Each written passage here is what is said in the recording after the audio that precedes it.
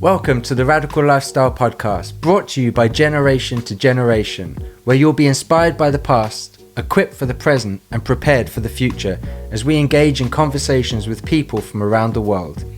If you've been inspired by the guests that we've had on the podcast, please like, subscribe, comment, hit notification bells, whatever you can do on the platforms that you're listening on, so that more people have the opportunity of hearing these and engaging in our community.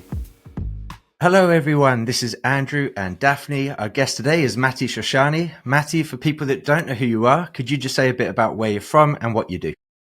First of all, hello from Israel and thank you for having me.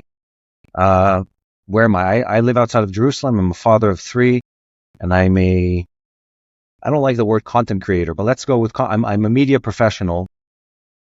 I manage a company called Sarel Media, and I've worked also with TBN for over 10 years full-time in this field of production. And for quite a long time, I've been helping people from around the world tell the story of what happens in Israel in the language that is fitting for people that care about the Bible and the stories of the Bible, be they Christian, evangelical, or otherwise, or Jewish or otherwise. There's a surprising audience that wants to tell the story from Israel to an international audience, and a very surprising number of people that you probably are part of that group that are outside of Israel that want to tell the stories of what happens in Israel to their audience. So we work with a lot of those people, and it's been a journey. It's been a good journey so far. Then for people that hear this, they say, I like Matti, I want to see what he's doing, what he's putting out there. Where can they do that? Well, I have personal social media. It's all Matti Shoshani. It's not that common of a name, so except for copycats, all my accounts are there. And also on the TBN Israel platforms, we have YouTube, we have Instagram, we have a website. We release content on a daily basis. And if people are looking for news, and if people are looking for in-depth interviews, or we have like a very large catalog of content we've created over the years. So if you're interested in the Bible, archaeology, history, geopolitics, everyday news, interviews with people from this land, we have a lot of content out there. And I encourage people to go follow and watch it. Yeah, and if you're following a Matti Shoshani that asks you for money, that's not him. You're following the wrong one. Not in personal messages for sure. Matti, for you, I guess actually on a number of fronts, October 7th has impacted you in a number of different ways, I guess, from business to personal and being called up. Where were you on October 7th?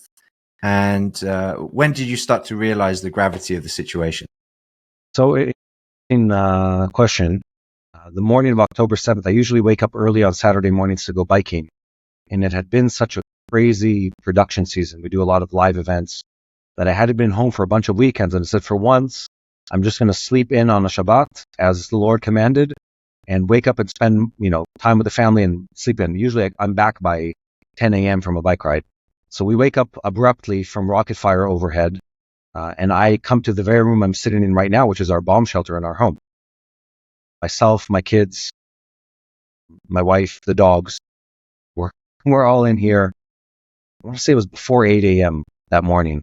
I live outside of Jerusalem to the west, and a lot of the rockets fired at Jerusalem, and a lot of the intercepts are just above our head. Many of the Iron Dome batteries are located in very close proximity to where I'm sitting right now. And it looked like it was raining rockets that morning. And then we pull up the news. I'm sitting here, this has happened before quite a few times in recent years, even firing towards Jerusalem. Pull up the news, and it was different than any other day. The first images that came out were from Sderot, of the Hamas terrorist, Nukhba terrorists from Hamas, driving their pickup trucks through the city. That's Israeli media. Then I went on to the Hamas Telegram channels, which back then still were open, and we saw really what was happening. And I was sitting in this very room with my family, and we're discussing, well, what's happening? I said, I don't know. This is bizarre. My partner looks at me. She says, where's the IDF? And I said, they're probably fighting to get to these people. I don't know. Like this, we didn't have the picture at the time. Less than an hour after we wake up that morning, I'm already getting text messages from my reserves unit saying, I want to say it was by 9 a.m. It was possibly even before that. Pack your bags. We're getting called in, all of us. Where, we'll tell you. What time, we'll tell you. But pack your bags. This is before the official orders came down. But the military channels already knew what was happening. I'm trying to think what exact hour was. Let's say by the late morning hours, I was already packed up in uniform. I'm a commanding officer in Judea and Samaria. Packed up my bag and drove off. I left the family behind. As I did, many of the people that live in my community, there are a lot of people here in special units, special forces and stuff like that get called in immediately when something like that, or like something like anything happens, not even full-on war. Get called in by noon. Most of my soldiers were already in on uniform with kit, with guns. We were already taking positions. By 1 p.m., many of my soldiers were at 1:30. We were already in positions in Judea and Samaria.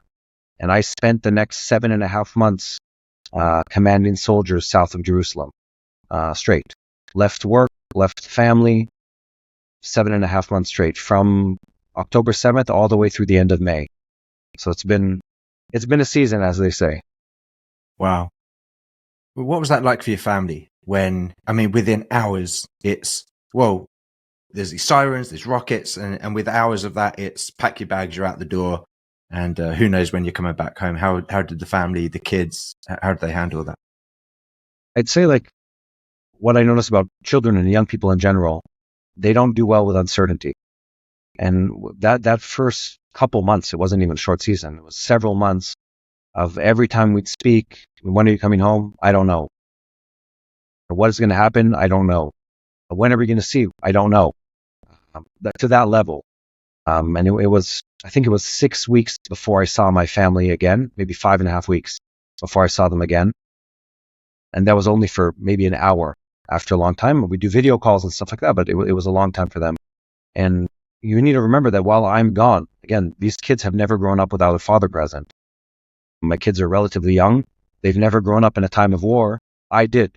Growing up in Israel is a very different experience than what my kids have experienced. I've gone through quite a few wars as a child and as an adult in this country. They didn't. So for them, it was very traumatic. They spent a lot of time in our safe room, our bomb shelter, because there were rockets fired. Again, it was several weeks, if you recall, where every night there was a shower of rockets coming out of the Gaza Strip and from northern Israel. It was a very traumatic season for the family, a very traumatic season for the kids.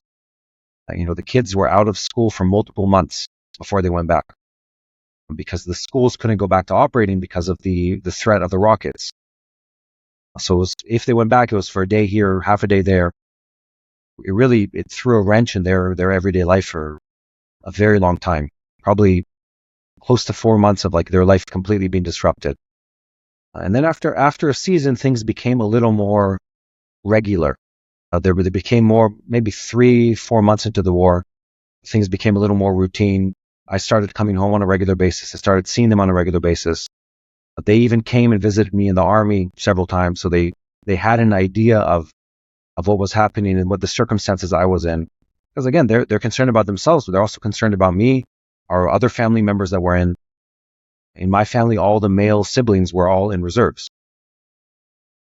So it's, it was rough on the families. And I think, and I don't say this lightly, people always talk about, the soldiers that went in and stuff like that. I was like, yes, but you need to remember that there were mothers that were left behind, and they carried, in many cases, for many months, they carried the entire burden of raising children in a time of extreme duress and stress and fear as a country.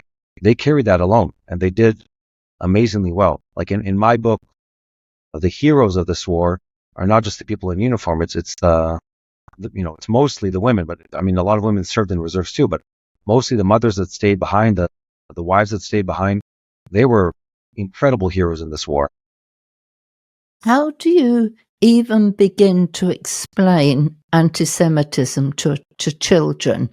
I was in Jerusalem, and I met a mother with a little girl who's about 4, and I stopped and I said to the mother, "I've come to tell you you're not alone."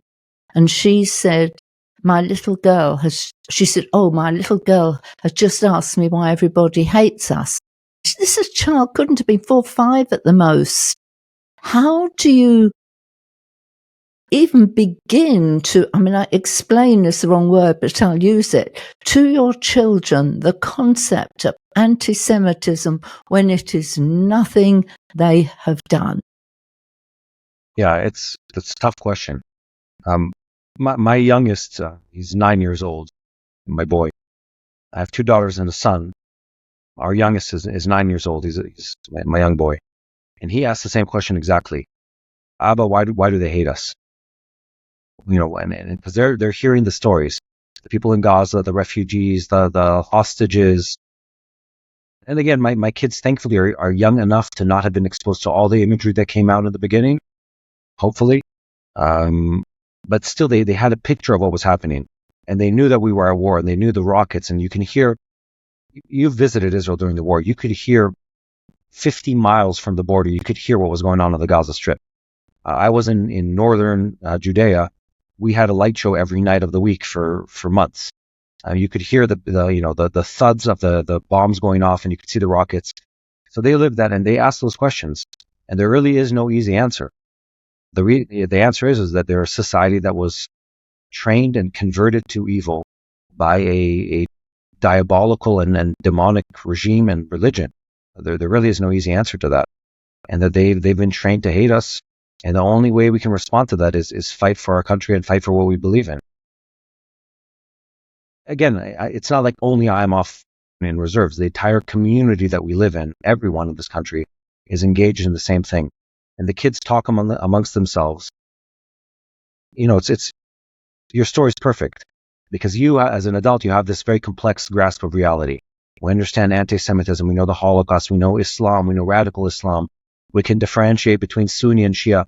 Kids have this very simplistic, overly simplistic grasp of the world. All they hear is like, a soldier was killed. Why? They kidnapped babies. Why? They don't have like the understanding. And it was a challenge. It was a challenge. People asked me, I think we had, such as yourself, many friends that came from around the world to show support and love during the war. Quite a few friends, clients of ours, people in person came to visit me, and I know they did the same for other friends in the army to show that they stood with us and supported us. And it really was a battle of good against evil, where you just have to reframe the way you talk about life. But there's no easy answer. There's no political, we didn't do anything to trigger it, if that's sort of the bottom line. The word why is something I would think even adults are wrestling with in their mind. We can come up with biblical answers, and if you go to that place, you find an anchor. But I agree with you. It's parents, it's the families. You're raising the next generation, and you want them raised wholesome and not bitter, and nothing to off-track that. Yeah, there's another way to look at it. To your point, I think all of Israel in the beginning of the war, we had this really abrupt reset of the way we talk about ourselves as people, what our national narrative is. And, Israel was, you probably follow Israeli politics, Israel was really caught up in its own business before October 7th, talking about politics and, who's the right leader, what the right path is for the people and stuff like that. And when that kind of attack happens, everything becomes an us and them narrative. And suddenly the whole discourse, and again, my opinion is a little skewed because most of my soldiers were Orthodox Jews. But still, people reframe the conversation as, this is a biblical conflict. It's very obviously, it wasn't a thing of politics or a border dispute or, our negotiation failed. These people are hell-bent on destroying and killing the Jewish people. And there's no logical explanation to it. There's no moral justification to the actions that they took. It just does not exist. And when you're faced with that reality, and it's so brutal, and it's so in your face, and it's so visible to the entire world, the only logical response to that is understanding that this is a conflict of biblical proportions. And we are fighting the Amalekites in this land. And this is not just me saying, you hear this throughout Israel. And we're fighting in a just biblical war against an enemy that must be destroyed. And it's not because we hate them, it's because God has given us this land, and they are in a very obvious and open and well-communicated way, saying we want to take what your God has promised you and give and gain what our God has given us. It really is like it's a faith against faith battle. And I think it framed the conversation strongly for the people of Israel in a unique way that hasn't happened in a long time. Yeah. You said that you were stationed in Judea and Samaria. Most of the world is hearing about Gaza. They're hearing about what's going on in the north. Every now and again, you'll hear about something in Judea and Samaria. We call it Judea and Samaria. The rest of the world calls it the West Bank. But could you maybe just explain a bit about the differences in makeup in terms of the way Gaza is? We know that obviously all the Jewish people were withdrawn from Gaza. It was handed over to Palestinians. But what's the makeup of Judea and Samaria for people that aren't familiar with that region? Sure. So Judea and Samaria is a region that runs on the eastern side of Israel, sort of on the mountain ridge, from the lower Galilee all the way to the northern Negev. And it runs one big block that runs north of Jerusalem. Then there's a break, and then it continues south of Jerusalem. And it includes every biblical city that you can imagine. From Nablus, which is Shechem, or Shem, as we said in Hebrew, in northern Israel, Jenin, many other cities, Ramallah, Jerusalem, of course. And then south of that, you're going to Hebron, and all the way down to Beersheba, which is Abraham's city. So it's sort of the biblical heartland of this land.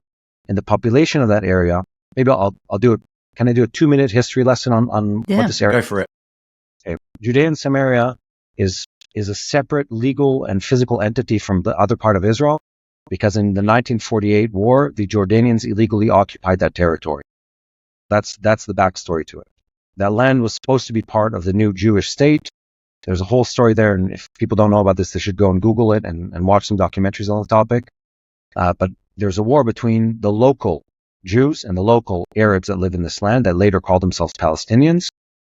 And then the Jordanians intervene. They weren't part of this conflict, and other countries too intervened. The Jordanians end up taking over what is Judea and Samaria, all of East Jerusalem, all of the biblical heartland of this land. And they control that until the 6-Day War in 1967. And after the 1967 war, Israel takes over this enormous, relatively speaking for Israel, patch of land that at the time had hundreds of thousands of Jordanian citizens of Palestinian descent. That's how I would legally describe them, who live in it. Today, jumping forward, several generations, there's several million Palestinians who live in that territory, and I'll explain what that means in a second.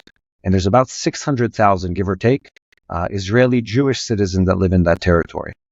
Unlike most of Israel, Israel as a country has about 20% of its population, it's a little higher than that are Arab Israelis. But for various historical reasons, most of the Arab Israelis live within Israel proper, not in Judea and Samaria. Israel never, and again, to help people with the terminology, the West Bank is the West Bank of the Jordan River. The Jordan River is Israel's eastern border. The West Bank area was never annexed by the Israeli government. And it still is, this is a legal statement, not a political statement, contested land, or land that was taken over in a self-defense war, which is completely legal and allowed. Where things are tricky is that Israel controlled the Palestinian population there for a good portion of years. And in the early 90s, as part of the Oslo Accords, we handed over security and civil governance to the Palestinian Authority. Now, sadly speaking, very sadly for them, tragically for the Palestinian people, their government is terrible on a good day. They were led by a series of people without insight, corrupt leaders who didn't care about their people. There's no other way to frame it. And they've squandered the opportunity they had to build that community and to build the population. There's another big event that took place, 2005, you referenced this. Israel withdraws unilaterally from the Gaza Strip. I had been in the Gaza Strip as a civilian, as a teenager, many times as a soldier through the early 2000s, and as an officer in 2005, pulling out Jews from their own communities in the Gaza Strip.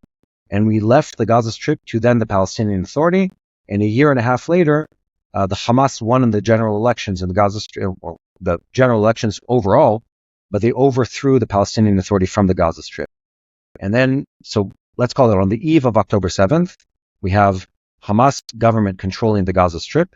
They've been controlling them since 2006, give or take. And within all the Palestinian big cities, major cities within Judea and Samaria, the Palestinian Authority rules the population, and they also govern them on a military level most of the time.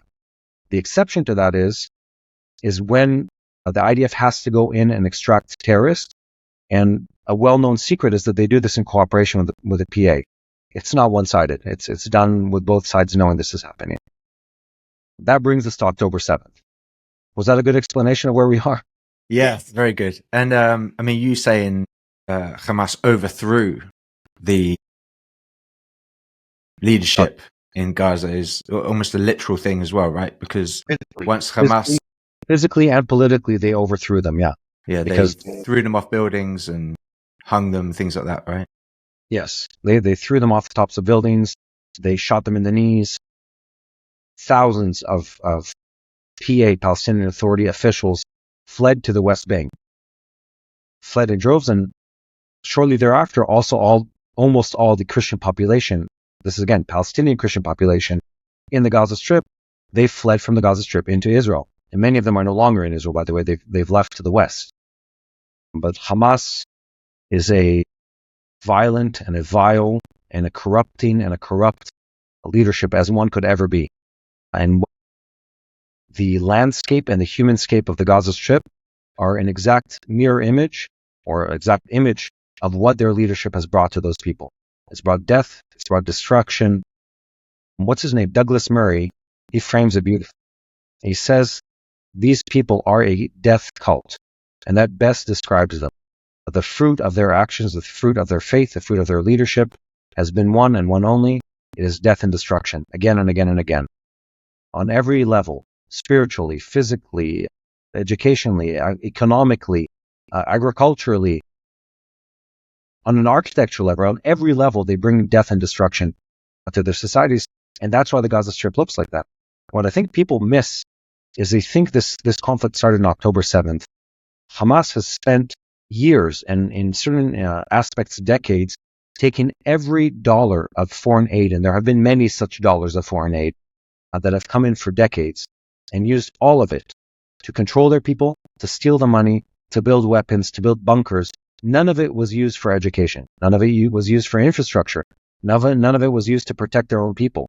And they even said this in the beginning of the war. They openly say that the aid organizations can take care of our population. Our tunnels are for our fighters to hide from the Israelis. They don't care about them. So we live in this bizarre situation. Fast forward to, let's call it to Judea and Samaria, which is where I spent most of my time in the war. Judea and Samaria is a much more complex situation. You said this right. Hamas is physically separated in the Gaza Strip from Israel. There's a borderline, one with Egypt, another one with Israel, and you cross through a checkpoint. Judea and Samaria is not at all like that. It's as if you drive from one town to the grocery store in the next town. One of them is a Jewish community, and the next one is a Palestinian community. In one of them live Israeli Jewish citizens, and in another one live Palestinian Muslim citizens, not of Israel, of the Palestinian Authority. People who have travel documents of the Palestinian Authority and might maybe be Jordanian citizens too, but they're not Israeli citizens. And it's all very tightly knit. It's all very close in proximity. And it's also a much lower violence level than it is in the Gaza Strip. I've been talking for a long time. Do you want to interject and point this in a different direction? No. It's good. With what happened between Hamas and Fatah, the Palestinian leadership, those two camps don't exactly see eye to eye. Often it's quite tense between the two of them. During the war that's gone on post-October 7th, there were rumors, are Fatah then going to join in this? How did you have any concerns? Yes. Being stationed in that area, that you could see a legitimate uprising from there as well during this war? What did you see happening in that area? In my mind, one of the biggest question marks of this entire thing is why did no one else join in on October 7th? We were called into reserves, the entire army, with the expectation that Hamas was just the deception and that the main attack was going to come from the north, and then followed shortly by Judea and Samaria rising up. That was the expectation.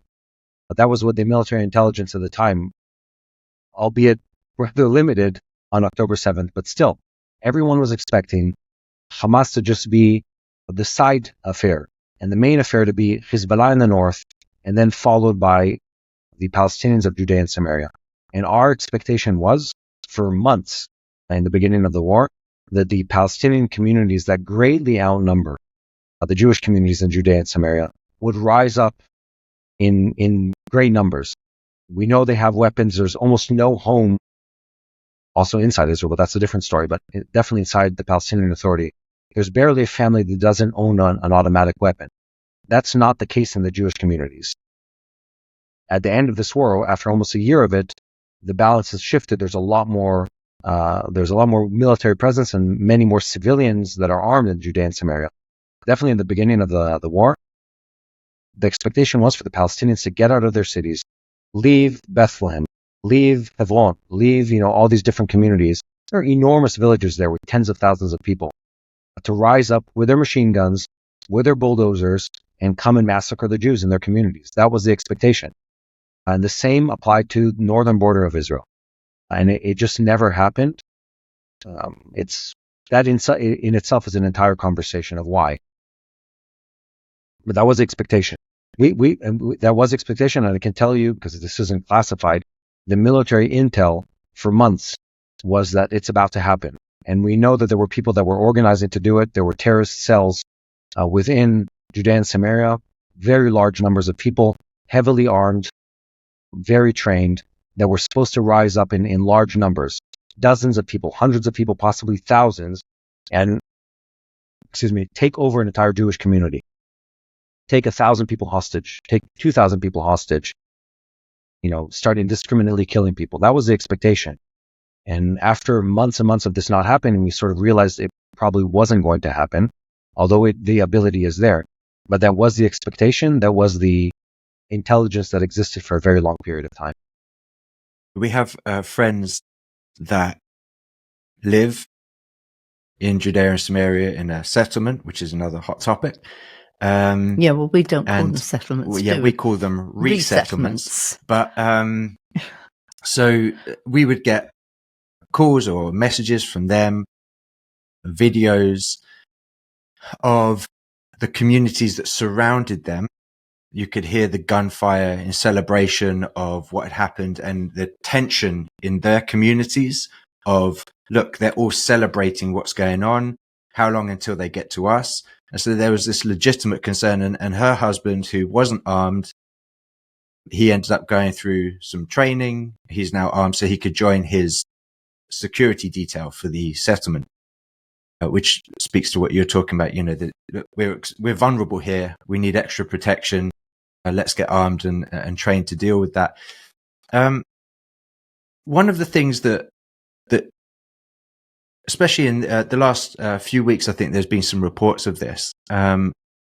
We hear of the tension that way. I think there was something in the news a few weeks ago of some people from a settlement going out and attacking some Palestinians.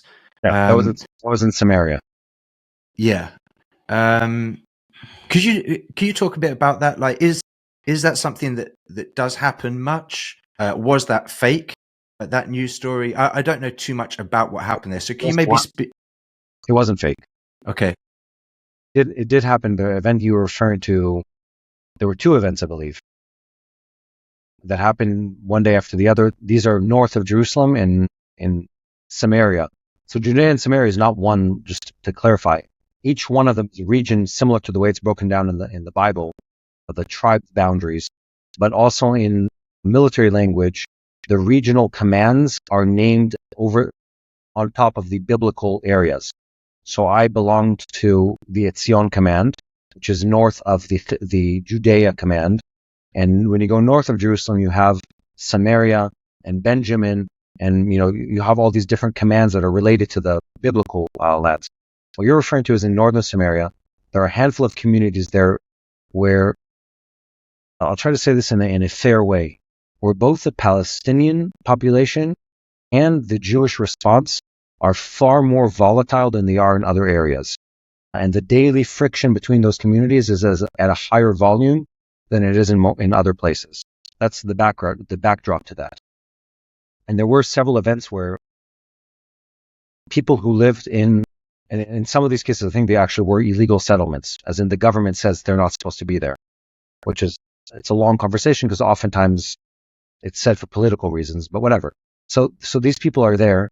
And in one of the cases, a car full of Arab or Palestinian women, I believe, drove into a Jewish community. And I don't know if there were rocks thrown. I don't remember exactly, but it was, they left in fear. Let's put it that way. They left alive. They left intact.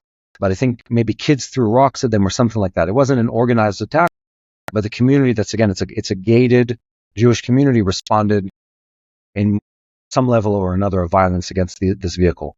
The main event that people are talking about, there were people that went down, I believe it was in response to someone who was murdered the day before in a terrorist attack. They went down into a nearby village, and I think they or maybe burnt a car or did something along those lines and then left. And visibly, it just, the optics of it looked terrible. I'd say, of course, the story is far more complex than that. And this is where it gets tricky. Do you want to respond, Daphne? Yeah. Well, first of all, I would say I'm surprised that's not happening more. You know, you're talking about an incident here and the whole nation's under this pressure. They're traumatized, they're hurting, they're wounded, they're more...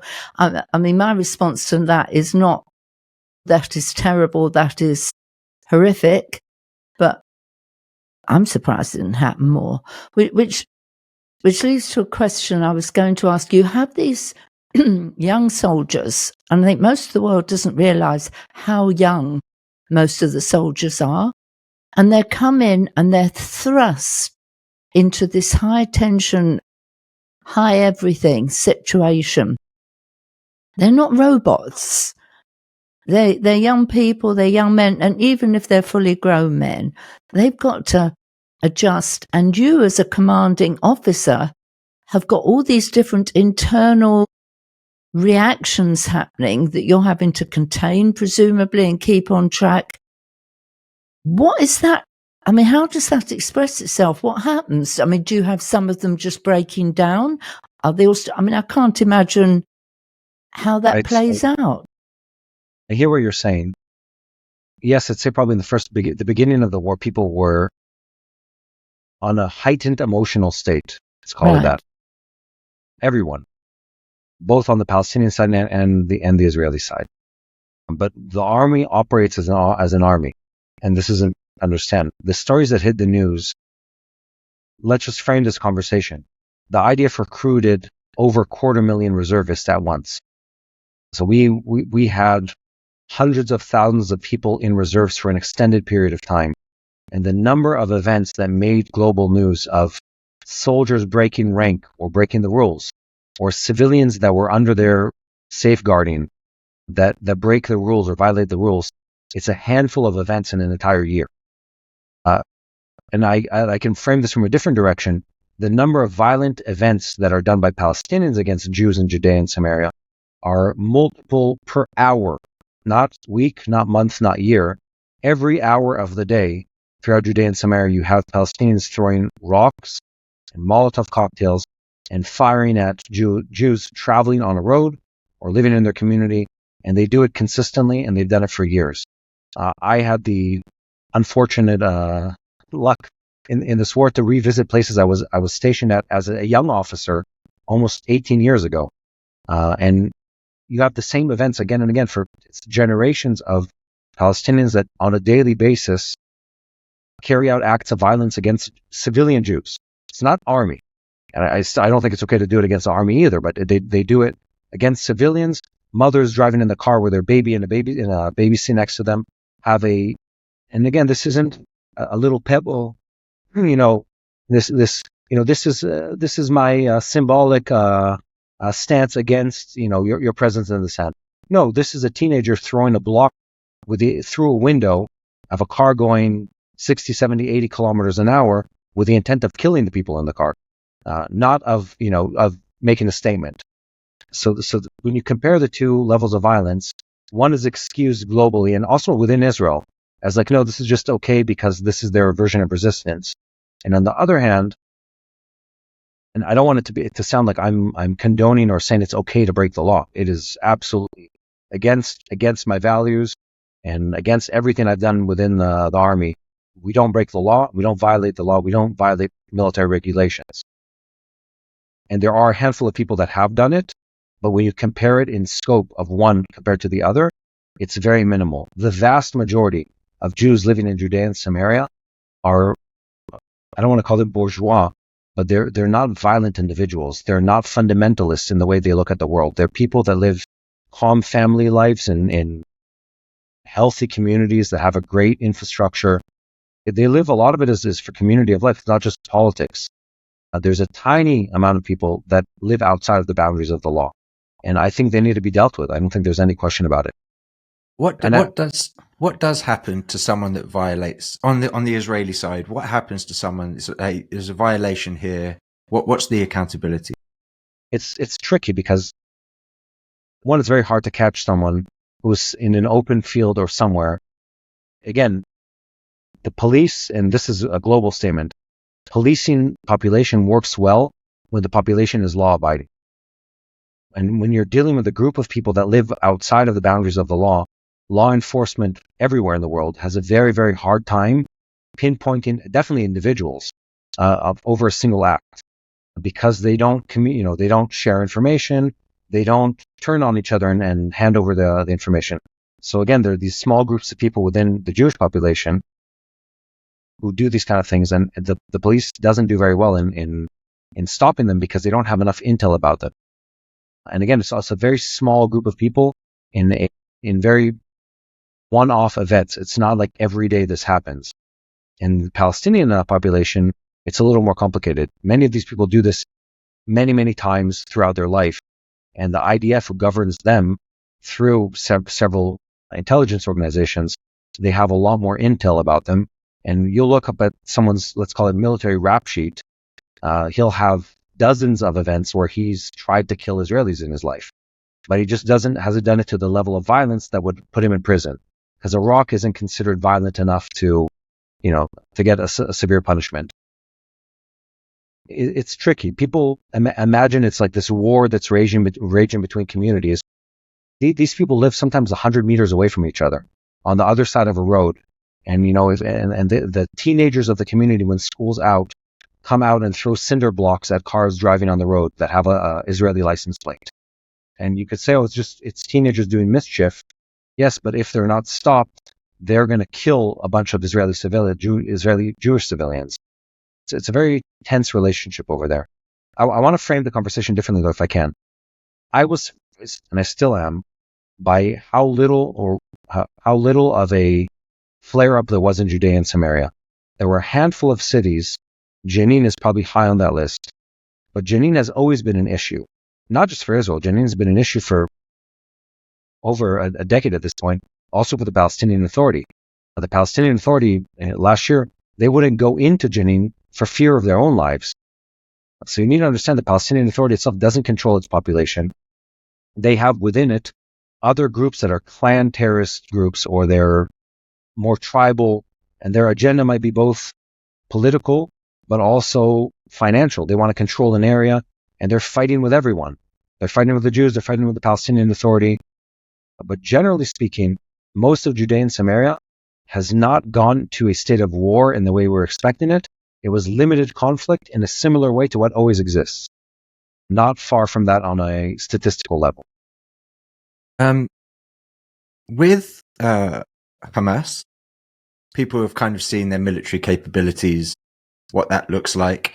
With Hezbollah, they're kind of like the crown jewel of Iran in terms of their proxies. Their military capabilities are far greater than Hamas. Where does the military capabilities of Fatah and the groups within Judea and Samaria, where do they lie? What would it look like potentially if they did rise up and enter into this war fully? Okay, it's a good question. There's two ways to answer that.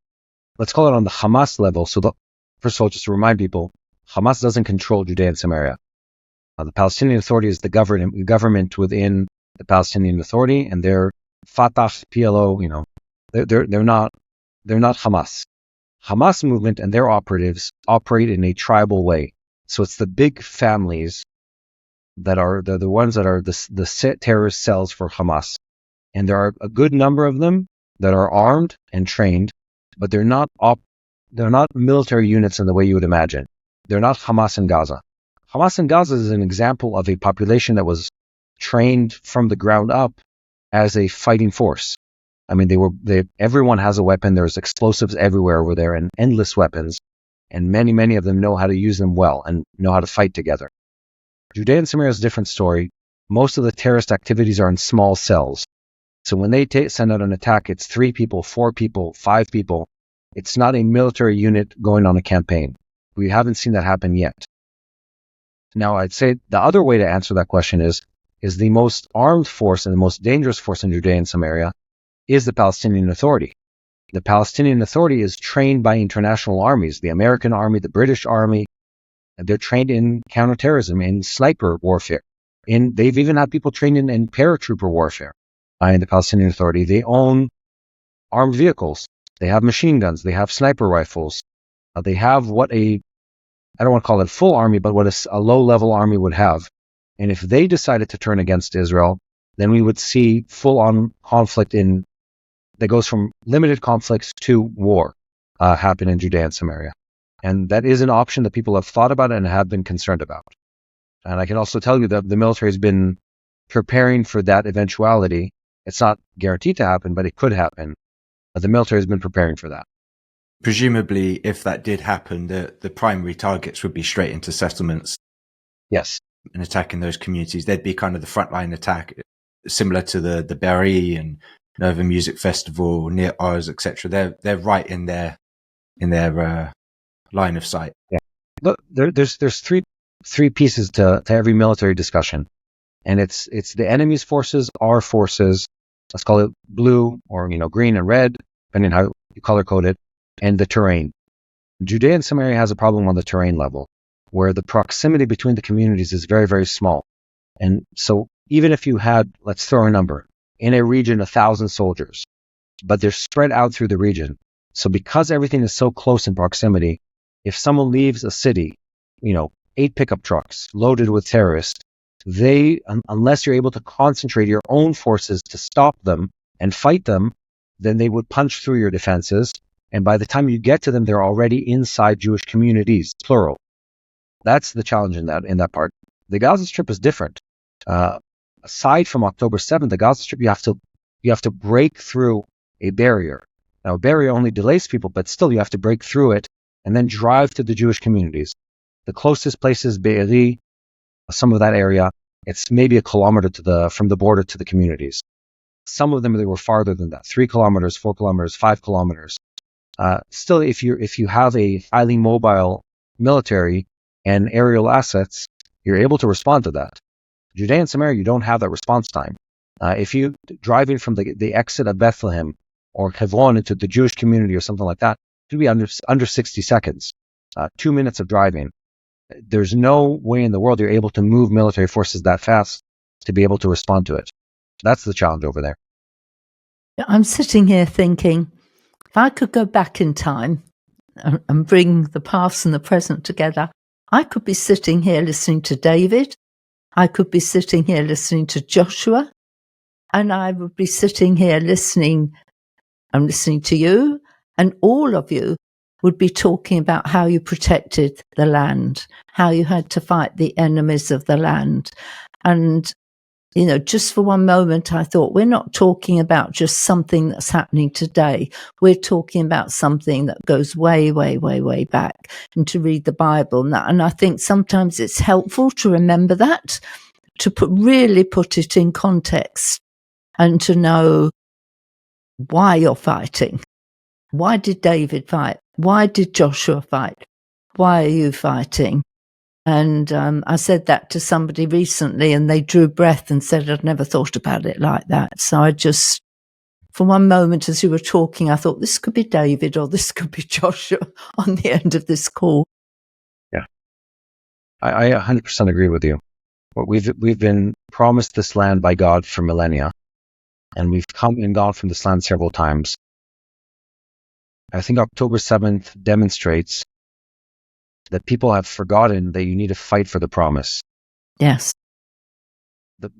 And this is where I find hope.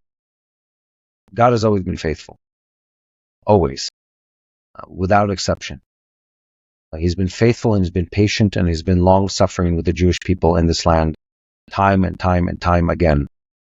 And yet, that doesn't take the responsibility away from us to uphold what was given to us and to fight when needed for what was given to us. And the promise of this land doesn't come without sacrifice. Abraham had to sacrifice. Jesus had to sacrifice. Everyone in this land, always, without exception, has to sacrifice to see God's promise in this land. And today is no different to that. And I would say it is the time too for us to sacrifice. We're not bystanders in this. We're not just people to observe and look at the news and try and find the truth. We believe it's time for us to be proactively engaged and to fight for the promise with you in the way that he calls Gentiles to fight, which is slightly different from the way that he calls you to fight.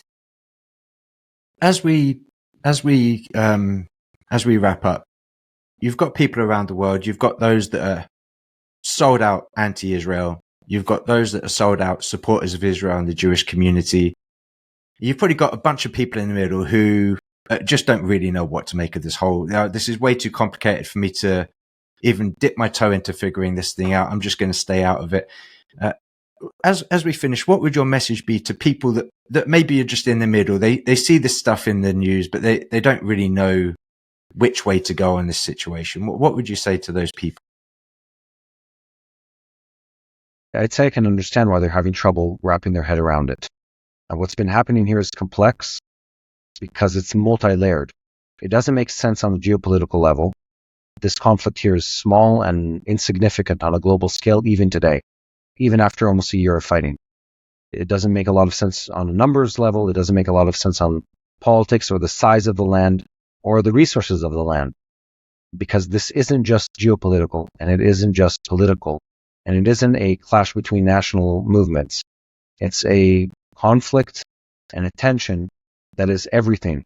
It's biblical, it's spiritual, it's political, it's narrative, and it ties into identity for the people of this land. And those are the kind of things that you can't diffuse by just trying to sign an agreement. We're fighting a battle here that is between beliefs and sets of beliefs between people. The Iranians are not doing this because they're trying to sell oil. They're doing this, they're funding Hamas and Hezbollah and Houthis and sending rockets and drones themselves and sacrificing their country because they have a diabolical and anti-biblical agenda in this story. And they say this openly. Hamas does the same. And the Hezbollah does the same. They're fighting here something that's complex. And I say people to understand this, you have to research. But at a certain point, you understand it's not about information. The love of Israel is supernatural, and the hatred of Israel is supernatural. And there's something about what happens in this part of the world that just triggers a response in people all over the world who know nothing about this country. Most of those students who chant from the river to the sea wouldn't be able to put their finger on the right region of the world if you asked them where it was. Let's be honest. And that's the case in most wars, by the way, where people demonstrate they couldn't tell you the names of the political leaders of the factions fighting. They don't know. But what it is it hits a nerve in their hearts that connects to this story. Because when Israel is successful, and when Israel is victorious, and when Israel thrives, it is proof of God's faithfulness. And when the radical Islam is successful, it's to their mind proof of the opposite, that their God and their belief is victorious and has the upper hand in the story. So it's two. One, gather information and read and learn about the topic. And I think in general in life, speak softly if you don't actually have the facts about a topic, which is something that's easier for me to say in my 40s than it was in my 20s, if we're being honest. Speak softly and listen before you make judgment at this age of time. I'd say there's one more element here which a lot of people struggle with. This isn't black and white. And I'll explain what I'm saying. is I think the right heart disposition on this topic is one, to have hope in what God's going to do. Two, be strongly grounded in the story that we're living in, because those are the two fundamental questions we all live. Who am I and what am I doing here? And I'm a member of this group that has this goal. Have those clear answers. And there's another element to this, which is have God's heart towards the people. And that heart is having a true heart of compassion. And I think that's where a lot of people struggle. Saying I side with Israel doesn't mean I hate the Palestinians or the Arabs. It should be on the contrary. It's because I love Israel and God's people and God's plan so much, I have compassion to these people. And this is me speaking personally. I have compassion for these people who've suffered so much at the hands of radical Islam and corrupt leadership. And my heart's cry, and all our heart's cry, should be for them to see the goodness of God in true leadership, in virtuous leadership, not the diabolical leadership that they've experienced. That should be our call. And I think people are torn on that topic. How do I connect between the factual debate and what's the truly heartbreaking stories that are happening on both sides? And we should be able to say that. I should be able to say, I care for every Palestinian child that is hurt and killed. I don't want them to die. I don't want them to be hurt. And it should go both ways. And you should care for every Jew that is hurt and killed in this land and call for the peace of it. But that compassion doesn't negate the fact that there's a different and bigger game at play here. And I think that's where people get lost in the conversation. Know the facts, know the biblical story, but also don't lose compassion to the people. And I think as long as you have that, you can sort of comprehend and metabolize everything that's happening in this part of the world. Matti, thank you so much. Really appreciate it. I don't think I'm going to add much more to that. I think you did a really good summary of things and how people can walk away from this episode and really wrestle through where the heart posture is towards everyone involved in this situation. So thank you so much for taking the time. We really appreciate it. Yes, thank you, Matti.